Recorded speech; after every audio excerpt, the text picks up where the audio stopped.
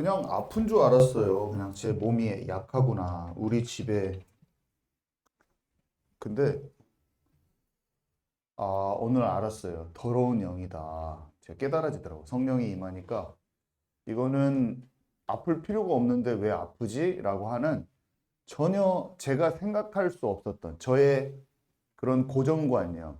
제가 지금까지 생각했던 거, 제가 경험에 의지하여, 의학에 의지하여, 그냥 사람들이 생각하는 통념에 속해 있던 내 생각이 딱 바뀌더라고요. 그래서 이게 가지고 있을 필요가 없다라는 생각이 처음 들었어요. 그리고 쫓아냈어요. 질병을 쫓아냈더니 떠나더라고요. 우리 경찬 집사가 미주신경이 아프다고, 미주신경이 안 좋다고 병원에서 말했는데 그 병을 떠나보내게 하는 거예요. 그냥 내가 아프고 뭐 아침에 사고가 나면 내가 몸이 약해서 그렇지. 그건 내 생각이야. 아멘이십니까, 여러분? 아멘이십니까? 또 떠나가는 거예요. 내 생각을 못 깨트리는 거야. 나는 본래 그래. 이거 틀린 거예요. 어떤 사람이 사람만 만나면 피곤해요. 피곤해. 막 늘 피곤에 쩔어 있어. 스트레스를 잘 받아. 나는 MBTI가 스트레스 잘 받는 체질이야. 그런 거 없습니다, 여러분. 그냥 스트레스는 떠나가는 거예요. 왜냐하면 세상이 줄 수 없는 평강을 하나님 주시기 때문에. 어떤 사람은 말씀만 들으면 잠이 와요. 나는 이렇게 예배 시간에 잠이 잘 온다. 혼미케 하는 영인 것입니다, 여러분. 쫓아내시기 바랍니다. 말씀이 참 놀라워서 깨달아지면 그냥 떠나가는 거예요. 예수님이 말해주면 깨닫고 딱 그것을 정신이 번쩍 들어가지고 영이 확 살아나는 사람이 있는 반면 모르는 사람이 있고 그래요. 이 사람이 저 물에만 빨리 누가 나를 밀어줘가지고 물에만 들어가면 내가 살겠다 하는 고정관념을 갖고 있는 거예요. 저 물에만 내가 먼저 다른 사람보다 먼저 들어가면 내 병이 치유될 거야. 이 생각을 갖고 있어. 내가 생각하는 해결 방식을 딱 가지고 고수하고 있는 거예요. 근데 예수님이 어떻게 해요? 그냥 집에 가. 너 나서서 집에 가. 그러니까 어떻게 돼요? 이불 들고 집에 가. 여러분, 그 물이 필요합니까? 자기 고정관념이야. 내가 이렇게 하면 내가 이렇게 되겠지. 우리는 삶의 방식이 내가 이렇게 하면 이렇게 되겠지라고 하는 세상이 나에게 말해준 것들이 많이 있는 거예요. 세상이 말해준 공식대로 안 움직여요. 하나님의 나라의 일은요, 예수님이 말씀하신 대로 되는 거예요. 우리를 성령이 이끌어 가시는 대로 되는 거예요. 아멘이십니까? 여러분 다 깨트리시기 바라요. 제가 보면 저도 여기에서 나오기 힘들었지만 눈에 보이는 것에 좌지우지되고 사람들의 통념이라는 것은 전반적으로 사람들이 갖고 있는 분위기, 전반적으로 사람들이 갖고 있는 기준을 뜻하거든요. 삶을 살아가는 패턴이 있잖아요. 근데 절대로 그것대로 안 돼요. 천지를 창조하신 하나님의 뜻대로 되는 거예요. 그래서 내 생각이 다 깨져요. 깊은 곳에 나는 그물을 던질 수가 없는 자인데 내 상식과 기준을 깨뜨리는 그 일을 하나님이 내게 말씀하실 때 그게 감지가 되는 거예요. 그래서 사람들은 내 생각이 이해가 안 가는 거예요. 근데 나는 치유받아서 그렇게 된 거거든. 치유받아서 그렇게 변화된 거예요. 그래서 그 말을 딱 하면 절대로 방언 못 받을 것 같은 사람이 방언을 툭 받고 절대로 치유 안 될 것 같은 내 문제가 딱 치유되고 사실 치유가 중요한 건 아니야. 내 생각이 바뀌는 게 더 중요해. 성령의 이끌림 받을 수 있는 자가 하나님의 자녀인데 성령의 이끌림 받기 위해서 치유도 필요한 거예요. 그런 기적과 표적은요, 본질이 아니에요. 기적이 일어나는 게 본질이 아니야. 예수님께 그 마음이 합쳐지는 게 본질이에요. 근데 그거를 도저히 못 깨달으니까 홍해가 한 번씩 쫙 열리는 거예요, 여러분. 왜 그러냐면 내가 안 된다고 생각하는 것을 돼야 되니까 열리는 것이지. 그래서 안 열려도 괜찮은 사람은 또 고난을 통과해요. 주님의 뜻대로 움직일 때 하나님과 단절까지 경험을 해버리는, 거기까지 가죠. 그 기적을 다, 하늘 군대를 12군데를 다 파송해가지고 사람들 다 꺾어버릴 수가 있는데, 아수르 18만 5천을 꺾으신 분이 여호와 하나님이신 거예요. 천사 한 명 보내가지고. 그분이 육신을 입고 오셨는데 그분이 군대를 사용을 안 해요. 칼을 든 자는 칼로 망한다고 하는 거예요, 여러분. 아버지의 뜻에 따라서 움직이는 것, 그게 능력이에요, 여러분. 그래서 아버지 뜻대로 행하기 때문에 때로는 권능이 나타나고, 때로는 아버지 뜻대로 능력을 나타내지 않는 쪽으로도 움직이는 거예요, 여러분. 그래서 문제 해결, 능력이 나타나는 쪽이 응답이라고 생각하는 사람은 어린 양과 같이 개죽음을 당할 때 못 따라가요. 왜 그러면 기준이 응답이기 때문에. 아멘이십니까? 아버지의 뜻을 따라가면 놀라운 기적이 나타나든지, 아버지의 뜻을 따라가면 개죽음을 당하는 거예요. 근데 사람은 놀라운 기적과 표적을 요구하는 거예요. 근데 하나님의 사람은 기적과 표적도 일으키고 개죽음을 당합니다. 아멘이십니까? 그래서 하나님 제 마음에 심령이 질문하는 거예요. 멋지게 기적이 일어나는 사람, 그 사역자를 네가 쫓고 있느냐? 그가 얼마 후에, 몇 년 후에 개죽음을 당하는데 그것까지 네가 원하겠느냐? 제 마음에 물어보시는 거예요. 그는, 그 사람들이 정말로 나를 따라오기를 원하는데 중간에 배신하고 떠날 자도 있다. 나를 체험하고도 나를 놓칠 자가 있는데 너는 끝까지 나를 쫓아와서 기적과 표적을 체험하지만 완전한 순교의 각오로 올 수 있느냐? 이게 주님의 질문인 거예요, 여러분. 하나님께 내 생각이 죽는 사람한테 표적이 나타나기도 하고 하나님이 일을 하시는 거예요, 여러 가지 것을. 그러면서 사람의 마음을, 하나님과 가깝지 않은 그 마음을 하나님께 돌리는, 그것이 생명의 길로 인도하는 자들의 역할인 것입니다. 아멘이십니까? 자, 오늘 말씀을 좀 볼 텐데요. 왜 우리가 짜증이 많이 나냐면 너무 다른 사람들이 용서되지 않기 때문이에요. 왜 짜증이 막 계속, 짜증이 나는 것이 뭐가, 내가 계속 삶 속에서 짜증이 난다고 봐보세요, 여러분. 영적인 것입니다, 여러분. 다른 사람이, 그 사람이 잘못했어요, 나한테. 그 말도 맞아요. 그 사람이 나한테 잘못했을 수가 있어요. 근데 내 마음에 옳고 그름이 너무 강한 거야. 그거는 잘못했잖아. 이거는 틀렸잖아. 근데 과거에 내가 상처받은 일이 있을 수도 있어요. 근데 그것에 대해서 내가 주님의 마음으로 사람을 볼 수 없는 그런 치유받지 못한 상태로 오랫동안 내가 이렇게 거기에 갇힌 거야. 내가 주님의 사랑을 통해서 내가 사랑받는 자인 것을 알고 다른 사람을 사랑하는 것을 체험을 못했어. 그래서 내 생각에 딱 굳어져서 어떤 사람에 대해서 용서하지 못하고 그게 굳어져서 오래 동안 지나버리잖아요. 그러면 어떻게 되냐면 다른 사람들이 그런 사고방식에 내가 갇혔어, 한번. 그러면 별 잘못 안 한 사람들이 나한테 자꾸 나를 가시로 찔르는 일은 많이 생기거든요, 삶 속에서. 그러면 내가 오랫동안 혼자 있을 때 받은 상처, 묵상한 걸 가지고 그 사람이 나한테 작은 것으로 찔렸을 때 이건 잘못됐잖아, 이거는 잘못 안 됐잖아, 이 사람이 이건 잘못한 거잖아. 그 생각에 머리에 공식이 엄청 많아요. 이 사고방식의 패턴이. 그래서 사람이 어떤 것을 하면 너 이거 잘못했잖아, 잘못한 거잖아, 나쁜 일이잖아. 계속 그걸 날 합니다. 그럼 내 안에서 동작을 하는 건 뭐냐? 내 안의 기준을 가지고 이 사람을 계속 자로 재는 거예요. 이건 잘못했잖아. 이건 내가 잘못 안 했잖아. 이건 저 사람이 잘못했잖아. 계속 이걸 하는 거예요. 그럼 내 안에서 내 영이 병드는 거예요. 그럼 몸도 아파요. 오늘 이 얘기를 쭉 할 건데 예수님의 사랑을 진짜 묵상하고 진짜 하나님께 사랑을 내가 받을 때 사람에 대해서 짜증이 안 나요. 사울왕을 대했던 다윗이 짜증을 결국 넘어서요. 마음의 분노를 넘어서 형들한테 배신당했던 요셉이 사람에 대한 배신감을 넘어서는 거예요. 형님들 나를 악하게 하고 죽이려고 날 헤아려 했지만 하나님께서 그것을 나를 선으로 바꾸셨습니다. 이런 고백이 나오는 거예요. 다윗이요, 진짜 나를 죽이려고 왕께서 나를 죽이려고 하셨지만 2번이나 죽일 수 있는 기회가 자기한테 딱 왔는데 죽이지 않습니다.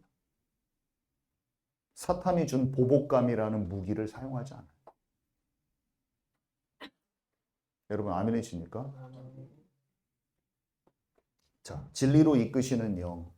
진리의 영이 예수님은 설명을 해주셨어요. 진리의 영이 오시리라. 그분이 보혜사라. 보혜사란 말이 조금 약간 나는 불교 용어 같더라고 어렸을 때. 보혜사 해가지고. 근데 그걸 한국말로 원어를 쓰다 보니까 그렇게 된 거예요. 돕는 자라는 뜻이고 변호하시는 분. 변호하시는 분이 뭐냐면 그분의 대신해서 말해주시는 분 이런 뜻이에요.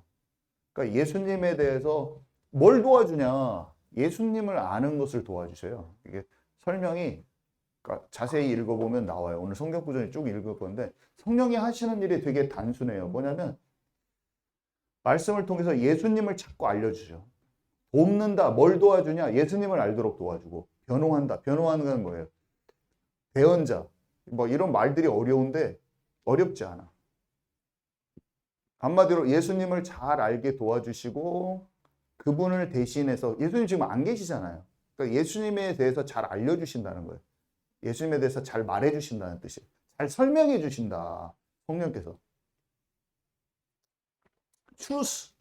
추루스가 뭡니까? 진리는 참된 진리는 예수 통해서 얻는 생명과 구원이란 말이야.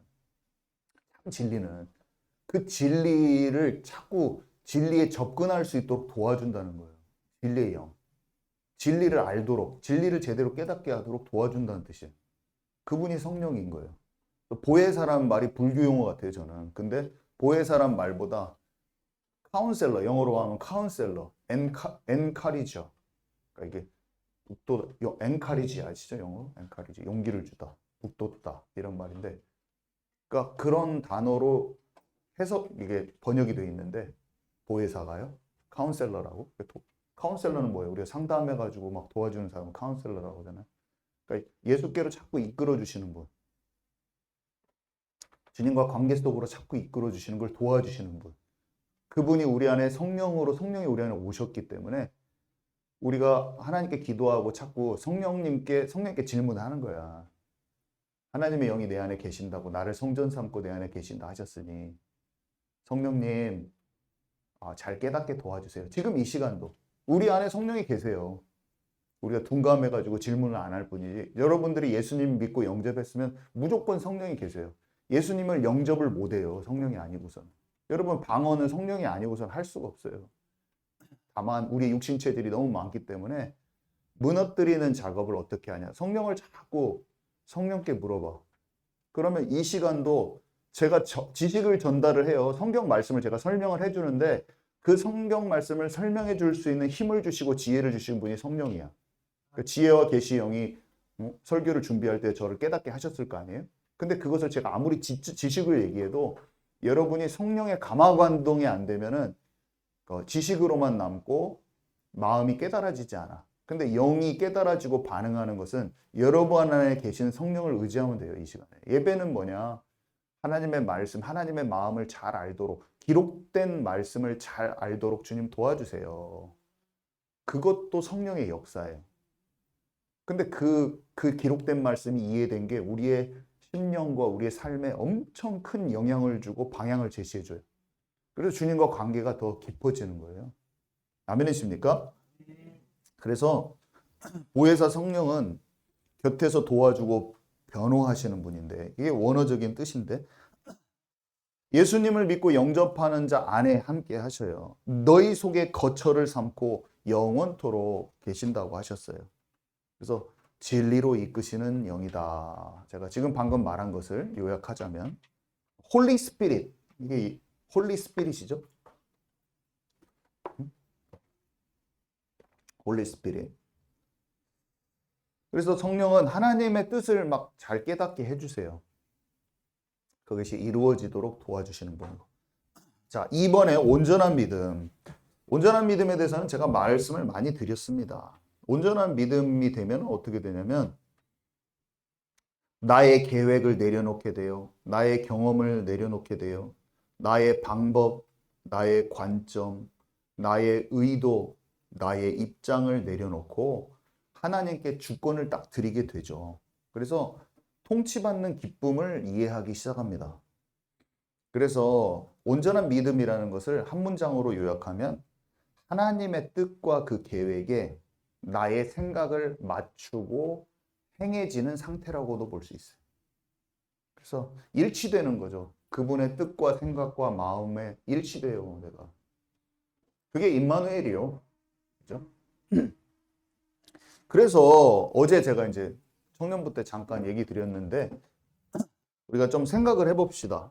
그래서 예수님이요, 우리의 생각에 너무 갇히기 쉬운 우리의 관점을 무너뜨리기 위해서 예수님이 하신 많은 일들이 있었어요.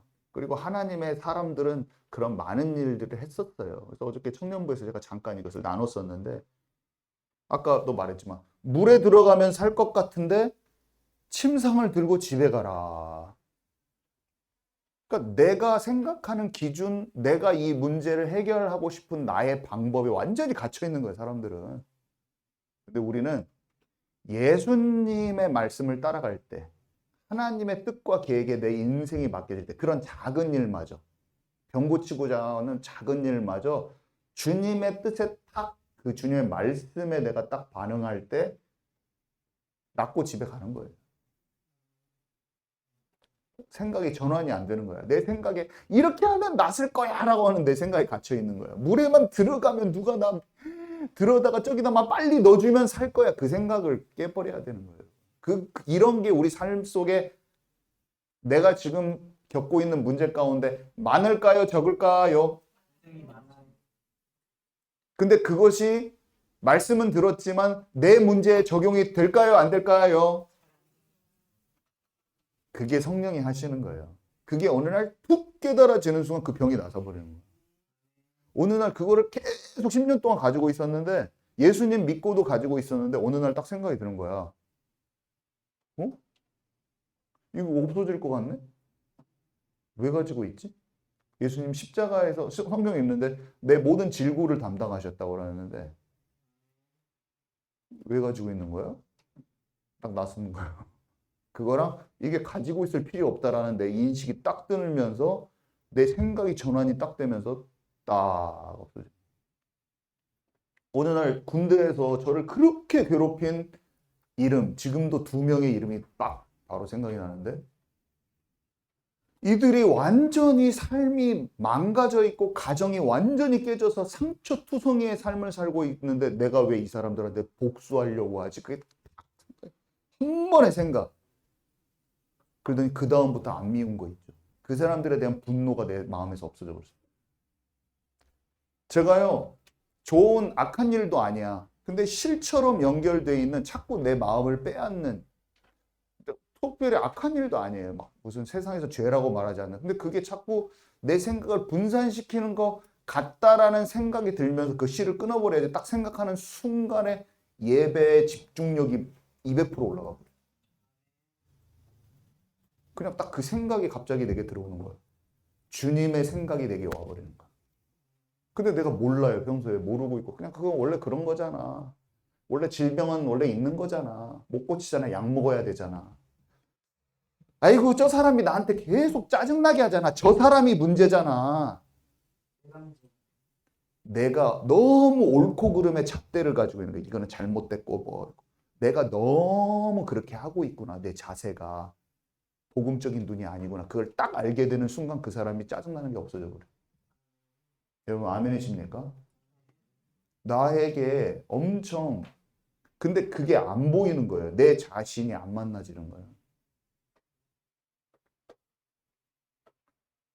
그러면서 기도는 예수 그리스도로 더러운 영 떠나가라 떠나가라 하면서 내 관점이 지금 솟고 있는 것은 나는 안 보여. 근데 어느 날 성령께서 내게 딱 알려주면 짜증이 확 떠나는 거예요. 내 마음의 짜증은 그렇게 떠나더라고요. 아, 평강의 평강, 하나님 주신 평강을 가지고 내가 살아야겠구나. 진짜 용서해. 용서도 용서를 막 해줘야지. 용서가 막 난 안 돼. 근데 주여 용서를 시켜서 막 울면서 기도하면서 있는 게 아니고 그냥 그 사람이 보여지는 거예요. 그 사람의 이 존재가 아, 힘들구나. 그 딱 하면서 내 마음이 딱 녹아져 버리네. 여러분에게 와 있는 짜증, 여러분에게 와 있는 스트레스, 여러분에게 와 있는 알 수 없는 질병, 이름을 알 수 없는 질병, 하나님의 뭔가 그 뜻이 내게 발견되어지는 순간 그냥 다 떠나버려요. 갑자기 자리를 털고 일어나서 집에 가. 그 사람이 나 왜 누워 있었지? 하면서 자리 털고 집에 가버려. 그러니까 예수님이 밤새 수고하였으나 한 마리도 고기를 못 잡았는데 예수님이 저 깊은 데 가가지고 그물을 던져. 배가 두 척이 가라앉을 만큼 고기를 잡아버려요. 도저히 말도 안 되는 일이야. 말도 안 되는 일. 다 비슷한 원리예요. 이렇게 하면 안 돼. 이렇게 하면 안 돼. 이렇게 하면 고기 안 잡혀. 그 시간대는 안 잡혀. 그 자리에서는 안 잡혀. 내 생각으로 꽉 차 있는데 주님이 이끌으셔가지고 내가 인도받으면 거기에서 고기를 확 잡는 거야. 거기에서. 그래서 여러분의 삶 속에 뭐 비즈니스, 여러분의 가족의 가정 문제, 나의 뭐 질병, 아픈 거, 모든 거에 대해서 내 관점이 무너지도록 주여 무너지게 하여 주옵소서 이런 것도 아니야. 약간 그것은 약간 그렇게 해놓고도 그 피곤함을 가지고 그대로 집에 갈 수도 있어요. 약간 뭐냐면 주님께서 딱 알게 하시면 되는 거예요. 그거는 오랜 눈물의 기도가 필요한 것도 아니에요. 어떻게 보면. 주님이 한 번 딱 말씀으로 딱 깨달아도 돼요. 여기서 기도를 막 10시간 했는데 그 사람이 자기의 열심히 방언 기도를 할 수도 있고 말씀을 듣다가 순전한 마음으로 어린아이 같이 있다가 딱 깨달아지는 순간 내 마음의 짜증이 확 떠나가는 거예요. 저는 그렇게 하다가 알러지가 나왔어요. 막 기도해가지고 갑자기 불이 임해가지고 나은 게 아니라 그냥 탁 나서 그냥 알았어요. 어느 날 찬양을 하다가 내 마음에 실 같은 게 있다는 게 그냥 찬양 속에서 주님께서 저한테 깨닫게 하신 거지. 뭔가 마음이 약간 불편한 거예요. 찬양을 하는데 온전하게 제가 집중이 안 돼요. 근데 너의 마음에 네가 아무렇지도 않다고 생각했는데 그게 나에게 집중을 방해하는 나보다 더 사랑하는 것이 있는 거야. 이런 마음을 딱 주시는 거예요. 근데 내가 그거를 살짝 왔는데 그냥 아니에요. 그런 것은 뭐 죄도 아니잖아요. 이렇게 할 수 있잖아요. 근데 그렇게 안 하고 어? 이 불편함이 성령께서 주시는 거구나. 그러면서 그 마음에 집중을 해서 봤더니 맞는 것 같아요. 그래서 내가 그 주님 내가 걷어버리기를 원합니다. 걷어버리기를 원합니다. 딱 하면 어떻게 되는지 아세요? 하나님의 영감이 성령의 감화감동으로 내게 기쁨과 모든 게 딱 회복돼 버리는 거예요. 여러분. 그러면서 분별력 상승, 말씀이 막 임하고. 하나님은 성령은 진짜로 실제로 동작하시는 분이시죠, 여러분.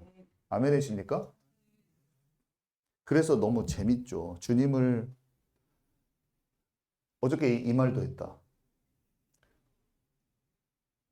나아만 장군은 그 아람 나라 2인자잖아요. 왕 바로 밑에로 가장 나라에서 최고로 높은 사람 중에 한 명이에요. 근데 북이스라엘은 그때 힘아리가 없을 때였고 맨날 아람 나라 공격하니까 막 힘들어했어요. 근데 나아만 장군의 여종이 제가 아는 하나님의 종이 북이스라엘에 있으니 거기 가서 찾아가면 병이 나을 거라고 이제 해서 온 거예요. 그러면은 지금 아람 나라한테 엄청 쩔쩔매고 있는 상황인데 엘리사는 일개 선지자야. 여기 높은 사람도 아니야. 그러면 어떻게 해요? 그 사람이 오면은 막 그 사람이 와서 나아만 장군이 막 그 병사들 다 데리고 막 움직인단 말이야. 막 옷도 막 화려하게 입고 막 근데 문둥병 걸려 있죠, 지금. 문둥병 걸려 있어. 문둥병을 화려한 갑옷으로 다 가리고 있단 말이에요. 근데 자기를 먼 길을 왔잖아요. 아랍 나라에서 왔어. 그러면은 엘리사가 어떻게 해야겠어요? 딱 나아만 장군이 기대하고 있는 게 그래도 내가 이 나라에 이렇게 엄청난 장군인데 와가지고 음료수라도 한 잔 먹으라고 하고 하나 식혜라도 한 잔 주고 해야 될 거 아니에요. 근데 밖에 나오지도 않고 문전박대. 밖에 나오지도 않고 그냥 안에서 지시를 해버려 그 사람한테. 요단강 가가지고 7번 씻으시오. 이렇게. 얼마나 자존심 상해. 내가 지금 이 나라에 이건데 감히 나한테 이딴 식으로 해? 근데 그거는 엘리사가 한 게 아니라 예수님처럼 아버지가 내 안에 계셔서 아버지의 일을 하시는 것이다. 하나님이 시킨 대로 한 거예요. 엘리사는 항상 하나님 시킨 대로 해. 7번 똥물에 가서 씻으라고 한 것은 하나님이 지금 그 사람한테 지시한 거예요. 내가 기대하는 방식으로 그게 이루어지지 않는 거예요, 여러분. 투잡시라는 방식으로 하나님 나한테 하게 하실 수도 있어. 뭔가 일을 난 이런 식으로 해결됐으면 좋겠는데 내가 원하는 방식이 아니라 근천식, 내가 봤을 때 내 체면 다 깎이고 사람들 앞에서 내가 최고로 하기 싫은 그 입장에다가 나를 하나님이 몰아넣으신 다음에 그것을 네가 이것을 하기를 원한다. 이렇게 하나님 말씀하실 수도 있어. 근데 꼭 그 방식으로 많이 하셔. 지금도 나는 그것을 너무 많이 봐요. 꼭 예수님이 제자들한테 하셨던 것처럼 그 사람들 살릴 때 춤 뱉어갖고 춤 막 이런 거 춤 진흙 이게 메시아가 할 일이요? 안 그래요? 그냥 침으로 만들었다 그게 침도 대충만 하면 안 돼. 막 많이 쭉 해야지 이게 진흙이 묻혀지지. 툭 한다고 이게 안 돼요. 그죠? 메시아가 그렇게 해갖고 자기 침 바른 거를 제가 침막 이렇게 해갖고 침막 해갖고 아시죠? 이것도 아시죠? 손가락에 침 발라갖고 여기 입에다 넣어버려 또. 그게 멋있어요? 이게 추접스럽잖아. 안 그래요, 여러분? 어떤 사람을 낫게 해주는데 막 이렇게 제가 막 침 발라가지고 태준이 입에다 막 넣어버려. 좀 이상하잖아요. 좀 멋있지가 않잖아. 주님이 저는 지금도 봐요. 저에게도 그렇게 행하셨을 뿐만 아니라 여러분에게 아유 내가 이런 식으로 해가지고 내가 꺾어지면서 내가 치유되지 않았으면 하는 그 일에다가 나를 하나님 몰아넣으셨을 때 그게 성령의 역사인 걸 여러분 아시기 바랍니다. 그래서 성령이 지금도 우리에게 역사하고 계신 거예요. 경찬이는 어때요? 자기는 고상하게 찬양하고 사람들 앞에 떳떳하게 말씀 전하고 이렇게 해서 쫙 이렇게 했으면 좋겠는데 자기가 귀신 들린 것 같은 그게 다 나타나 버려. 안 그래요? 아니 내가 지금 다른 사람보다 영적으로 더 좋거든요.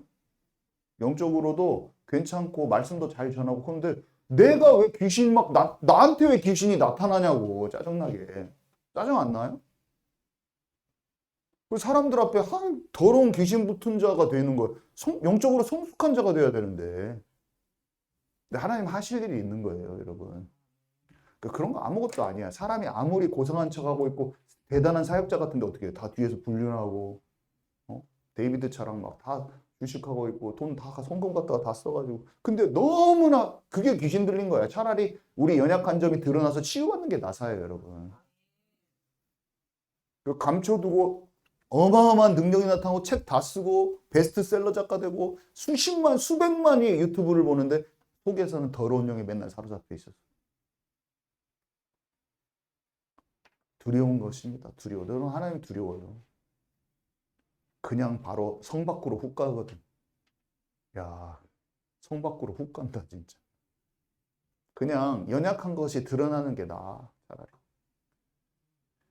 아무렇지도 않아요. 그리고 그냥 치유받으면 되지. 우리가 치유받을 게 한두 개가 아니야. 다윗을 보세요. 하나님이 깊은 것을 드러내셔서 하나님의 사람인데 깊은 것을 드러내셔서 그렇게 하시는 거예요. 그래서 자존심이요 우리의 영이 자라는 걸 막는 거예요. 하나님의 쓰임받던 많은 사람들과 목회자들이 자기 자존심 때문에 진보가 안 일어나. 거기서 멈춰버려. 자기의 체면 때문에 진보가 안 일어나는 거야. 자존심이 자기를 은혜의 보좌 앞으로 못 가게 만드는 하나님의 기라성 같은 이름을 갖고 있던 하나님의 한 시대에 쓰임받던 인물들이 자기의 자존심 때문에 사람들 앞에 체면 때문에 은혜의 보좌 앞에 자기를 못 가게 한다. 여러분 이게 보입니까? 여러분 눈에? 여러분 눈에 그게 보여요? 그게 보일 수가 있어야 돼요. 하나님이 그를 들춰내는 사건을 통해서 창피하게 자기가 원하는 방식이 아니야. 그게. 왜 그러냐면 자기는 위대한 인물로 끝까지 남고 싶고 위대하게 하나님이 쓰임 받은 하나님의 사역자로 이 땅에서 남고 싶은데 옛날에 했던 허물을 다 들춰내는 게 하나님의 방식인 거예요. 근데 어떻게 해요?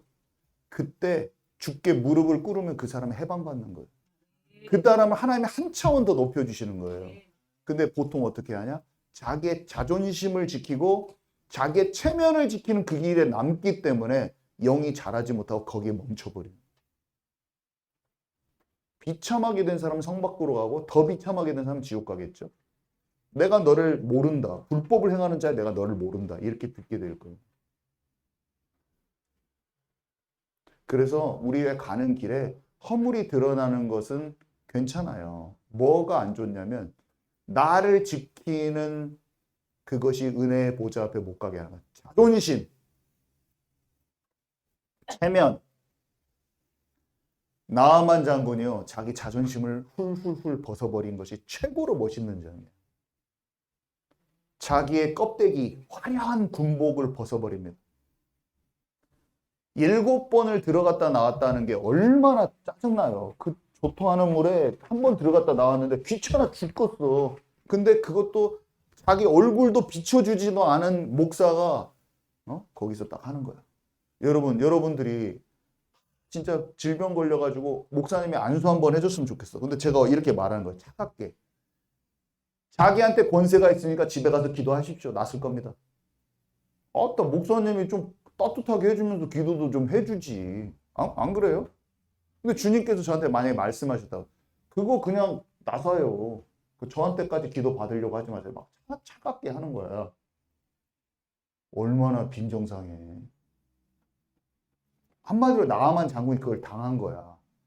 기껏 그 나라에서 왔더니 얼굴도 안 비춰주고 차가운 음료수도 하나 안 주고 자기 요종말 듣고 자기는 마음을 다 굽혀가지고 왔는데 가서 7번 씻으시오. 7번이나 씻어요. 나가 들어갔다가 나와 씻고 나와갖고 이거 되는 거예요? 막 짜증나 막. 또 들어가 또 씻고 나오고 그냥 물도 깨끗하도 않아. 우리 동네 물이 더 좋아. 속에 별 생각이 다 들어 막. 지금 애써 감춰가지고 신하들 가까운 사람들한테 나의 치부도 안 보여줬는데 문둥병 걸려갖고 온몸이 막 그걸 다 비춰줘야 돼 사람들한테. 시사하는 바가 있는 겁니다 여러분.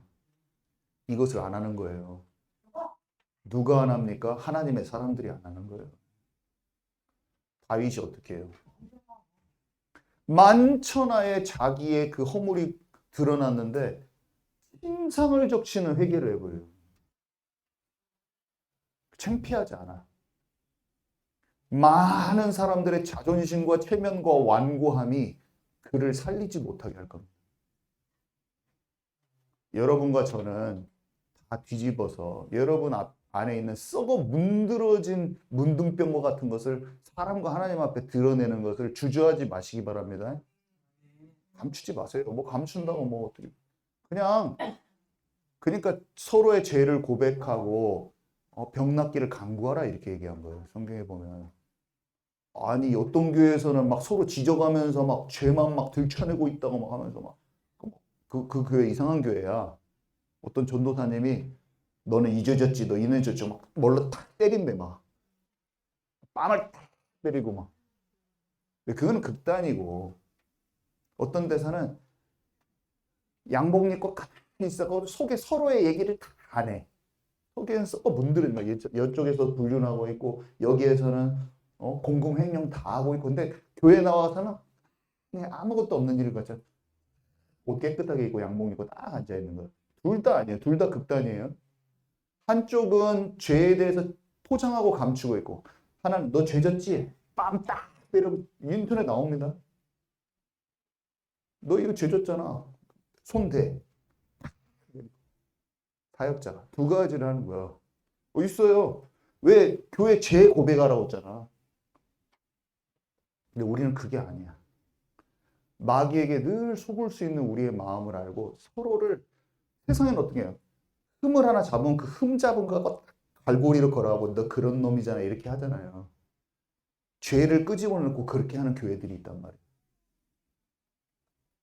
우리는 서로의 허물과 죄를 말하는 것을 사랑함으로 진짜 기도해 주면서 내 자신이 더 악한 자인 것을 알고 선한 것이 하나도 없다는 걸 알고 그 사람이 죄를 고백했을 때 용서해 주라고요, 주님이.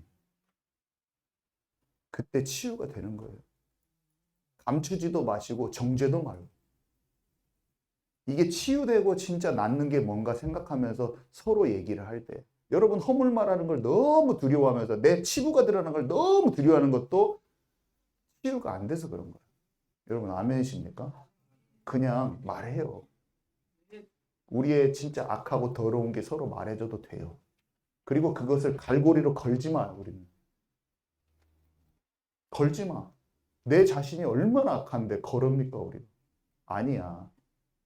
아, 그렇구나. 진짜 하나님께서 그 고백하는 중심을 너무 귀하게 여겨줘요, 서로. 그리고 그것으로 인해서 병든 거, 죄로 인한 병은요, 하나님 앞에서 같이 고백만 해도 다 치유돼 버려요. 그냥 무슨 막 뜨거운 손이 뜨겁게 돼가지고 막 이렇게 했더니 막 낫고 그런 거 아니야. 그냥 죄만 고백하고 툭 말하면 다 끝나버려요, 그냥. 그냥 치유돼 버립니다. 여러분 아멘이십니까?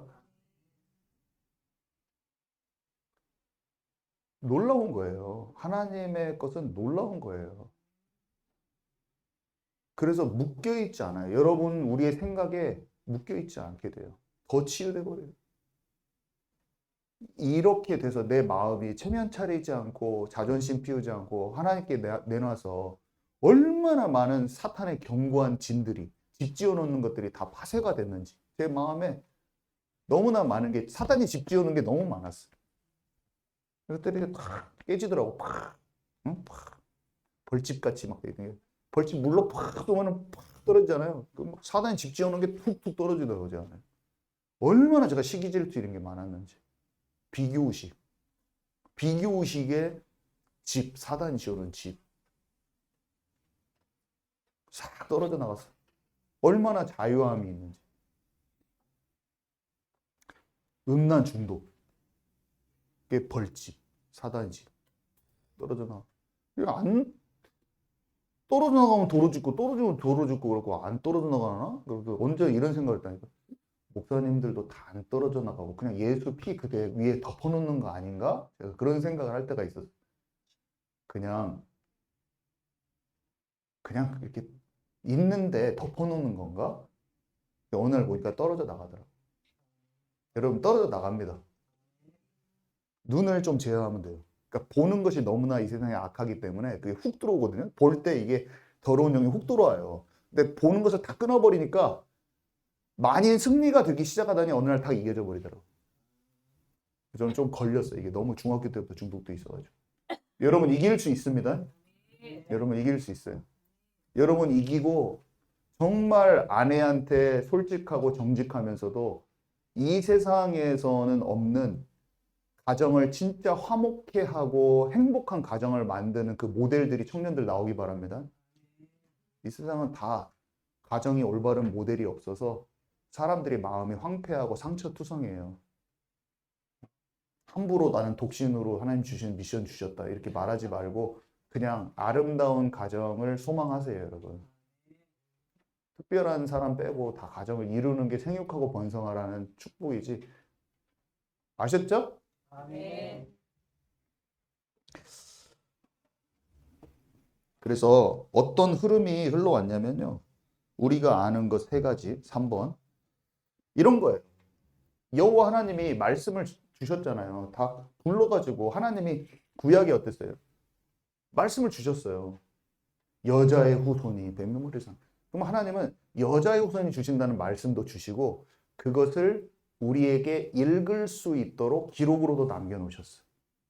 그러면서 아브라함아, 네 씨로 말미암아 천하 만민이 복 얻을 것이다. 그걸 기록했어요. 그걸 또 모세가 해놨어요. 이 언약의 흐름이 시내산 언약에서 성막과 성전으로 이거 다 나를 예표하는 거다. 또 기록으로 남겨놓으셨어요. 많은 선지자들이 예수님에 대해서 그것들이 다 예수님을 예표하는 것이라고 또 말씀해 주셨어요. 하나님은요, 여호와 하나님, 이 땅에 하나님이 육신을 입고 그 아들이 오시기 전에 아버지 하나님께서는 말씀을 주시고 기록해 놓으셔서 우리가 예수님이 오신다는 그 약속을 알 수 있도록 해 놓으셨단 말이에요. 예수님은 무슨 일을 하셨어요? 그 말씀 그대로 순종하여 자기의 뜻대로 행하지 않으시고 아버지의 뜻대로 하옵소서, 내 뜻대로 마옵시고 아버지의 뜻대로 하옵소서 하면서 하나님께서 약속해 놓으신 모든 일을 육신으로 오셔서 십자가 부활 사건 승천까지 모든 공생에 있었던 그 일들마저도 구약에서 예언된 대로 다 행하셨어요. 모든 것을 잘 아시고 그 일을 행하셨다는 거예요. 그리고 나서 이 땅에 성령을 보내주셔서 우리 안에 성령이 함께 하시며 내가 예수님께서 하신 모든 예수님을 증언하셔요. 그분이 하나님이 약속하셔서 이 땅에 오셔서 행하신 모든 일, 그분이 구원의 가장 핵심에 있는 분이시고 우리에게 생명을 주신 그분이 행하신 그 일, 아버지께서 계획하고 하신 그 일을 행하신 분이라는 그 사실을 밝히 알리시는 분이 성령이죠. 성령이 지금 우리와 함께 하시는 거예요. 그래서 이 세 가지 흐름이 있는 거예요. 말씀을 주셨고 실제로 그걸 행하셨고 우리 안에서 성령께서 그 아버지의 뜻과 주께서 행하신 그 일을 다 알게 하셔서 그것을 또 증언케 하시는 거예요. 다른 사람한테. 우리에게 알게 된 것을. 이게 세 가지 흐름이 있는 거예요, 여러분. 그래서 아버지와 아들과 성령의 이름으로 세례를 주는 거예요. 아멘이십니까? 자, 그래서 성령이 하시는 일, 네 번째, 우리 성경 말씀 한번 읽겠습니다. 제가 요한복음 15장 26절에서 27절 두 구절이 하나는 현대어로, 하나는 현대인의 성경으로 이렇게 했는데요. 이유가 뭐냐면 이 구절을 우리가 개역 개정으로 많이 읽었지만 현대어 성경과 현대인의 성경에 원어적인 부분을 잘 이렇게 설명해 놓은 부분이 있어서 우리의 이해도가 높아지기 때문에 그 두 가지를 써놨습니다. 요한복음 15장 26절에서 27절 현대어 성경과 현대인의 성경 두 구절 같은 구절인데 한번 생각을 하면서 읽어보도록 하겠습니다. 시작. 그러나 나는 돕는 자, 곧 진리의 원천이신 성령을 너희에게 보내겠다. 그분은 아버지께로부터 너희에게 오셔서 나에 관하여 모든 것을 알려주실 것이다. 그리고 너희도 처음부터 나와 함께 있었으니 나를 모든 사람들에게 증거하게 될 것이다. 내가 너희에게 보낼 보호자는 아버지에게서 오는 진리의 성령님이시다. 그분이 오시면 나를 증거하시겠지만 너희도 처음부터 나와 함께 있었으니 나를 증거해야 한다.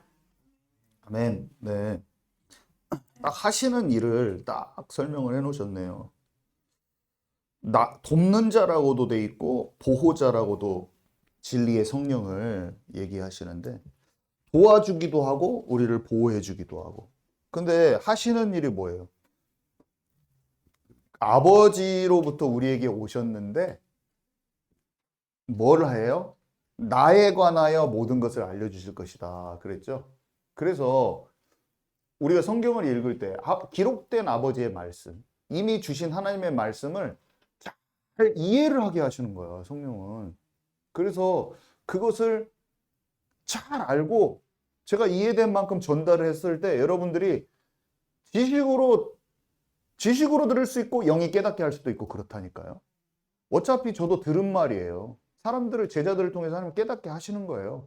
막 세상에 정보가 많은데 이상하게 제가 말했잖아요. 영적으로 맞는 말만 잘 들리고 내 마음에 남더라고. 제가 말하는 것도 제가 다 들은 말이에요.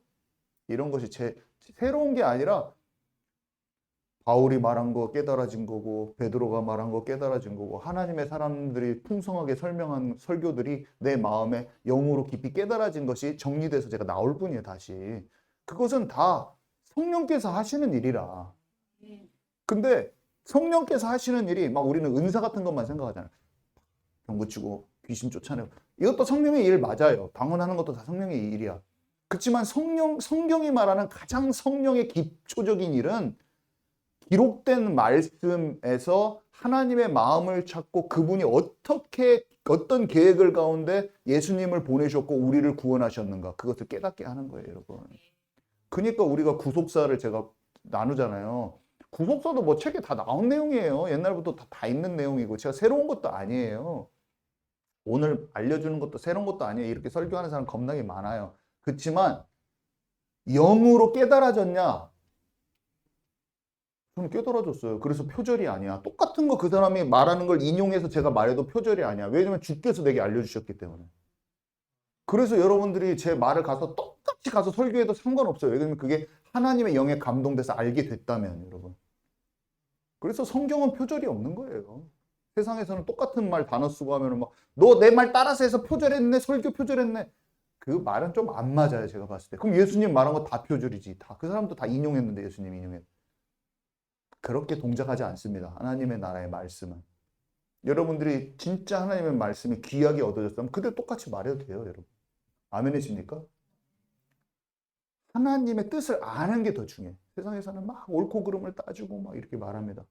아니에요. 내가 잘 알게 됐어. 하나님의 뜻을. 말하면 되는 거예요, 여러분. 자, 그래서요. 나에 관한 모든 것을 알려주세요.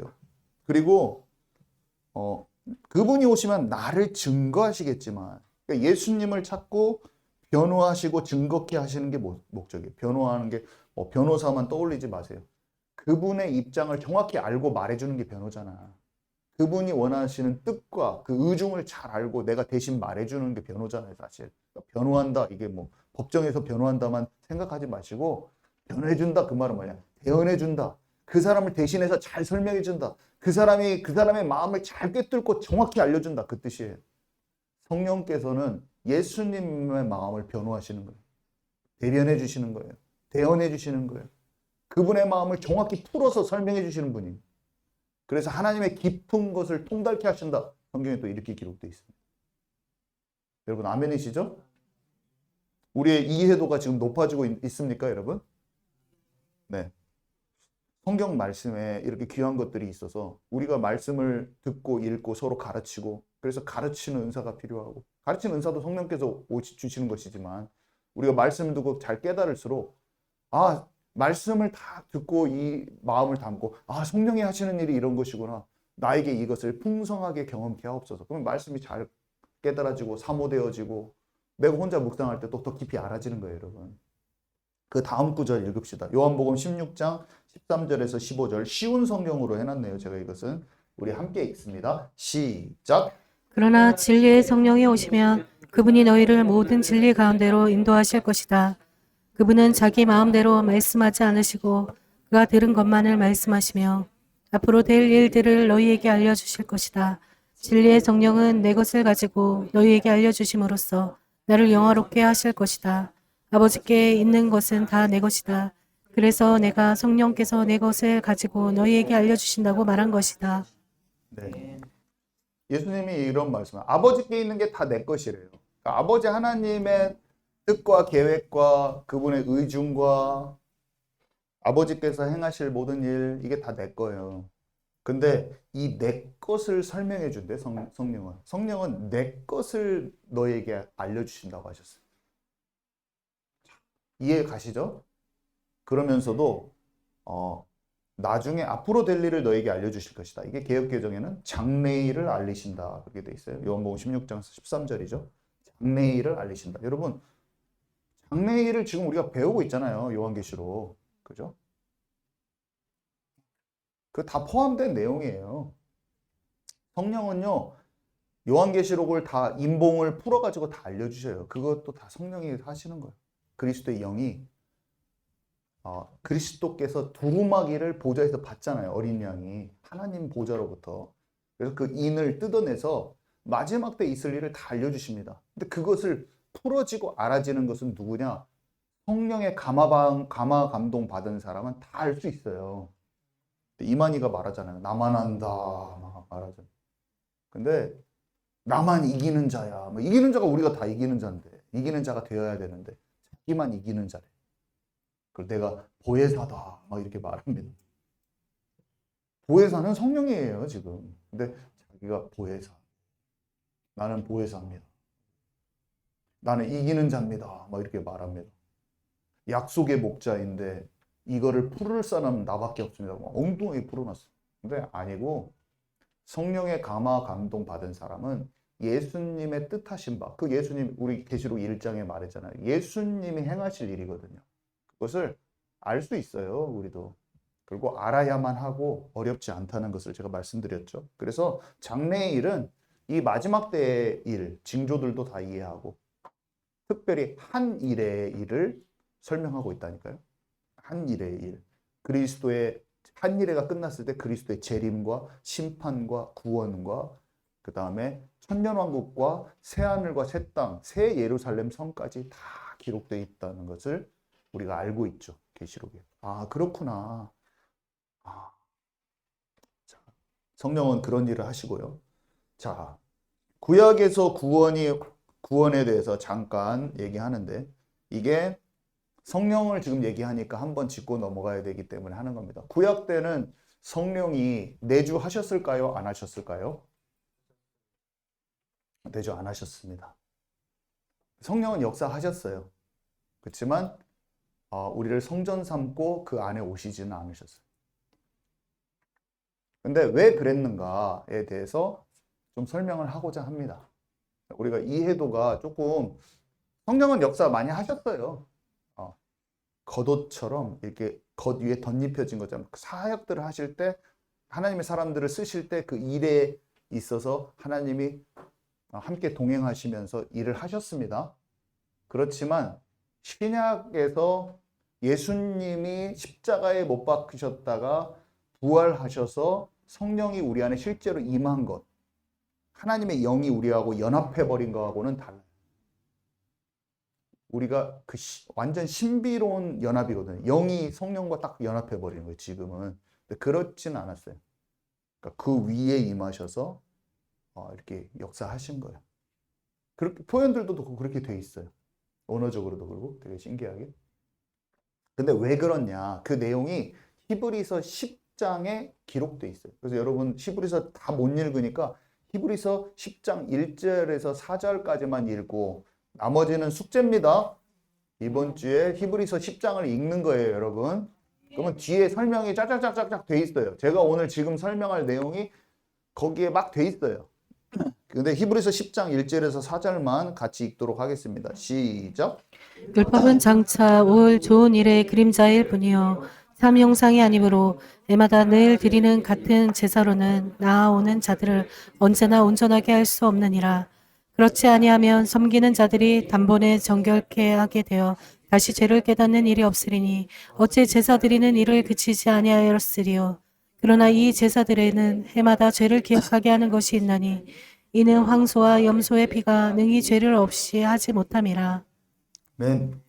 그러니까 제사, 짐승의 희생 제사로는 온전케는 안 돼요. 그죠? 그리고 죄를 다 없애지 못해요. 능히 없애지 못해요. 이제 이 말이 중요한 말인데 하나님이 이스라엘 백성들한테 먼저 율법을 주셨잖아요, 여러분. 제가 설명을 쭉 할게요. 너희는 이것을 지키면 살고 지키지 않으면 죽는다 이렇게 하셨어요. 근데 율법을 주신 이유를 여러분 아시잖아요. 율법은 하나만 어겨도 죽어요. 안 돼요. 그래서 율법을 받았을 때 인간이 느끼는 것은 뭐냐면 와, 노력해도 못 지키구나 이걸 아는 거야, 사람은. 그래서 율법은 역할이 뭐냐면 야, 진짜 이거 아무리 노력해도 안 지켜지네. 내 형벌을 피할 수가 없구나. 사망으로 갈 수밖에 없구나. 사망의 몸에서 나를 어떻게 건져내랴. 그러면서 야, 이거 살 길은 내가 할 수가 없네. 살 길이 있어야 돼. 살 길을 찾게 만들어, 한마디로. 율법의 역할. 뭐가 살 길이 있어야 되는구나. 그러니까 하나님이 율법을 주셨어요. 율법은 뭘 이렇게 지켜야 된다. 십계명부터 해가지고 말씀을 주셨단 말이에요. 근데 거기에다가 율법만 주시는 게 아니라 희생 제사를 주셨어. 희생 제사를 딱 받았을 때 이 사람들이 뭘 아냐면 이 살길이구나. 이게 뭔가 살길을 보여주고 있구나. 이걸 아는 거예요. 이거 내가 율법을 지킨다고 안 되는데 죄지면 와고 막 그 번제 화제 막 드리거든요. 이게 살길이야. 일단 피제사 살길이구나. 그러니까 다른 생명이 죽어요. 그럼 양과 소나 염소가 죽는단 말이에요. 그러면은 제가 경찬 집사랑 양 이게 배 잘라가지고 막 다 해봤거든요. 들고 있고 막 눈앞에서 그 배 자르는 거 막 목을 딱 따버리는데 막 피가 막 굴굴굴굴 막 옆에서 죽고 있어요. 얘가 진짜 한마디도 말을 안 하더라고요. 이런 말도 안 해. 양이 그렇게 죽더라고요. 무섭더라고. 내가 그거 보면서 내 죄가 얼마나 더럽고 추하고 큰지 제사장들이 막 피 툭 터지고 막 할 때 막 생명이 짐승이라도 생명이 죽는 것은 나 대신 죽는 거잖아. 그 제사 내가 죄 지어갖고. 인간은 한 사람도 빠짐이 없이 율법에 걸려가지고 정죄당한 죄인이라는 거 여러분 아시기 바랍니다. 우리가 죽음의 형벌, 그러니까 지옥의 형벌에 놓여 있는 거예요. 죽어야 돼요. 그 짐승처럼. 근데 그렇게 놓여 있는 자신을 알면은 예수님의 그리스도의 이 대속의 은혜가 얼마나 큰지 알 수 있어요, 여러분. 그래서 이스라엘 백성들은요, 아무튼 죄 지을 때마다 이 제물을 드려서 용서를 받았어요. 근데 원죄가 해결됐어요, 안 됐어요? 왜 안 됐어요? 예수님이 아직 안 오셨으니까. 죄 없는 분이 죽어야 되는 거예요. 짐승으로는 안 돼요. 짐승으로 안 된다는 말이 아까 써 있는 거예요. 그러니까 죄 없는 참 사람이 오셔야지 죄를 속할 수 있는 거예요. 그분이 그리스도인 거예요. 그래서 하나님이 주시는 메시지는 뭐냐면 이 피제사가 있지만 장차 메시아가 온다는 말을 계속 한단 말이에요. 그 말은 뭐냐면 이거는 그 생명의 길에 대한 예표고 너희들이 율법을 못 지키잖아. 살 길이 있는데 그 살 길에 대한 예표고 메시아가 와서 피 흘려 주실 때 너희의 죄가 완전히 사해져서 구원을 받게 된다 이거예요. 아멘이십니까? 그러니까 예수님이 딱 들어가셨을 때 휘장이 딱 찢어지면서 진짜 들어갈 수 있단 말이에요. 그럼 나는 궁금하더라고. 구약의 백성들은 뭐지 그럼? 구원 못 받은 거야? 아니죠. 구원 받았죠? 그죠? 다만 예수 그리스도의 피의 효력이 아직 없었지. 근데 믿음으로 그것을 기다리는 거죠. 아멘이세요? 예수님이 돌아가셨을 때 부활하실 때 그 피의 효력이 실제 그 사람들한테도 믿음으로 죽은 그 사람들한테 피의 효력이 작동한 거지. 아멘이십니까? 그 얘기가 히브리서 10장의 내용이라는 걸 아시면 됩니다. 그래서 구약의 사람들의 영적 상태는 원죄가 처리되지는 않았지만 다시 살리라 언약하신 그 믿음을 가지고 죽은 거예요. 그래서 메시아가 오셔서 피 흘려주시면 다시 산다는 그 믿음을 가진 거예요, 이 사람들이. 그래서 그 믿음으로 살았기 때문에 예수 그리스도께서 십자가에서 피 흘려 죽으신 그 순간에 그 피가 효력이 나타나서 그들의 죄를 속하고 진정한 용서를 받은 거죠. 진정한 회복을 받은 거예요. 그래서 장차 예수님이 재림하시잖아요. 그때 구약의 사람들도 어떻게 돼요? 생명의 부활로 나온다고 계시록에 다 돼 있어요. 그 사람들도 다 생명의 부활로 똑같이 나와요. 그래서 성령에 대해서 말하자면 그때는 성령님이 들어가실 수 없었다는 게 이것을 통해서 알게 돼요. 왜냐? 온전한 죄가 회복된 게 없었기 때문에. 제사로는 온전케 할 수 없다. 방금 기록되어 있고. 짐승의 피가 죄를 능히 없애지 못했다. 그래서 성령께서 임하는 그 정도가 예수님 오신 후에 예수님이 이제 성령이 너에게 오셔서 너를 성전 삼고 다른 얘기인 거예요. 좀. 그래서 원죄가 해결되지 않는 그 상태에서는 성령이 완전히 임재해서 영이 딱 완전히 딱 결합될 수는 없다. 아멘이시죠? 히브리서 제 말을 듣고 이제 히브리서 10장을 잘 읽어보세요. 그래서 예수님이 부활 승천하시기 전까지는 내주하신 것이 아니라 이제 같이 함께 일하셨죠. 함께 동행하셨죠. 근데 지금은 사람 안에 거처를 삼는다고 이렇게 표현하셨어요. 좀 달라요. 그 영과 하나 된 신비한 어떤 연합이 일어나는 거예요.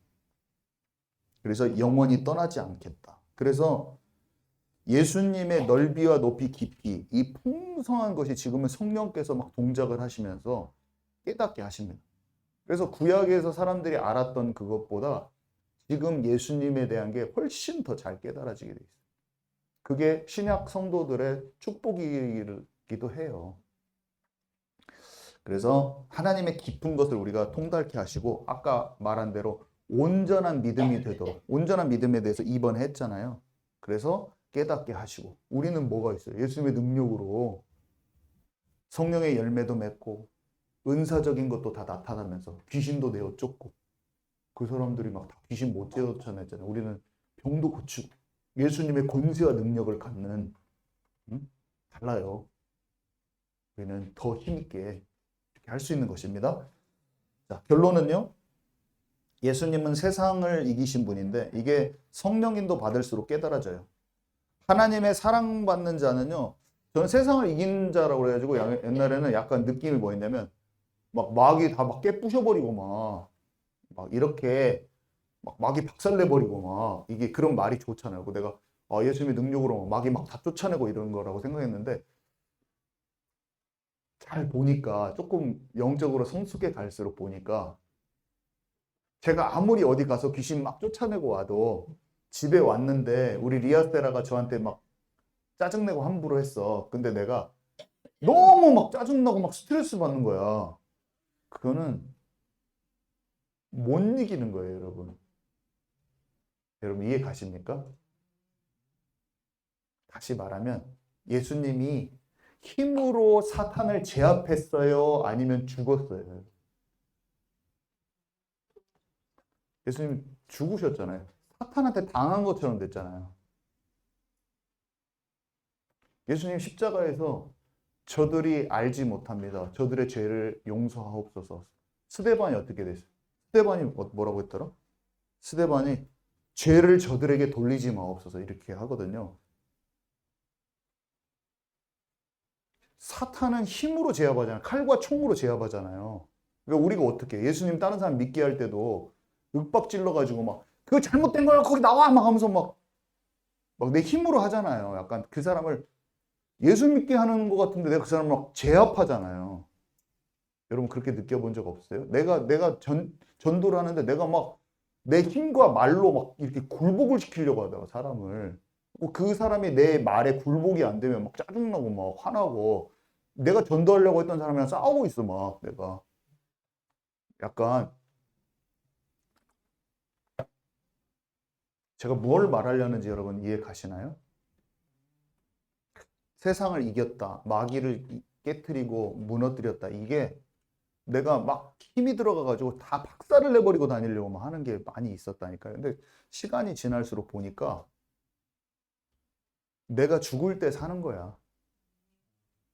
예수님이 죄 없는 분인데 어떻게 이기셨냐면 예수님은 죄인을 사랑하는 방식으로 이기셨어요. 자신의 생명을 내어주고 용서하는 선택을 하셨더라고요. 그래서 하나님을 떠나서 사단에게 완전히 잡힌 인생들을 딱 보고 그들이 나를 죽이려고 하는데 죽었어요. 하나님이 그를 살려주시잖아요. 그죠? 그리고 증인되게 하셨잖아요. 내가 죽는 거구나. 진짜 이기는 것은 말로 싸워서 이기는 것도 아니구나. 진짜 사랑은 죽는 거구나. 그러니까 하나님의 사람들은 다 죽었더라고요. 요셉의 형들이 시기 질투했어요. 요셉을 팔아 넘겼어요. 근데 당신들은 나를 해하려고 했지만 하나님은 그것을 선으로 바꾸셨습니다. 이런 고백을 하고 아까 사울왕도 얘기했지만 시기 질투하고 자리 빼앗고 10년 동안 죽이러 다니는데 분노와 복수로 자기의 마음을 더럽히지 않는 쪽으로 다윗은 선택을 합니다. 그리고 2번이나 죽일 수 있는데 복수하지 않았어요. 그러니까 하나님 떠난 인생 전체를 본 거죠. 그 사람이 순간적으로 나한테 죽이려고 한 게 아니라, 그죠? 그리고 사랑과 존중으로 대했는데 그 사랑과 존중이 인간적인 그런 사랑은 아니었어요. 용서라는 것도 그러니까 하나님이 뜻이 이루어질 때까지 딱 기다려줬죠. 그죠? 그때 사탄이 무릎을 꿇는 것이다. 이런 것이 조금 더 이해가 가는 거죠. 그래서 전도가 조금 내 방식으로 윽박질러서 우리 부모님들을 뒤집어서 바꾸려고 제가